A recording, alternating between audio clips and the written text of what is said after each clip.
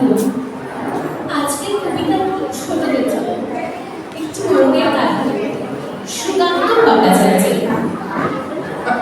একটি মোড়ক হঠাৎ আশ্রয় পেয়ে গেল বিরাট প্রাসাদের ছোট্ট এক কোণে।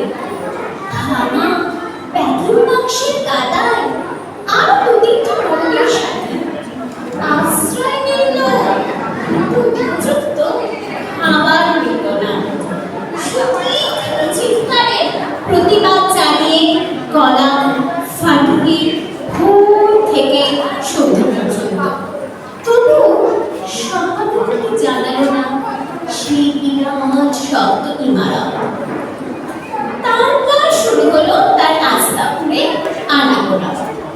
আশ্চর্য, সেখানে প্রতিদিন ফিরতে লাগলো ফেলে দেওয়া ভাত রুটি চমৎকার খাবে।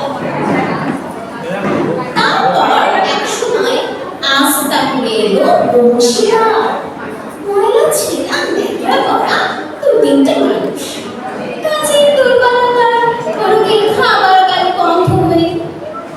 খাবার খাবার খানিকটা খাবার, খাবারের সন্ধানে আর চেষ্টা করলো প্রাসাদে ঢুকতে।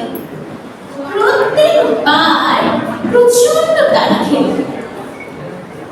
ছোট্ট মোড়ক খাল উঁচু করে স্বপ্ন দেখে প্রাসাদের ভেতর রাশি রাশি খাবার।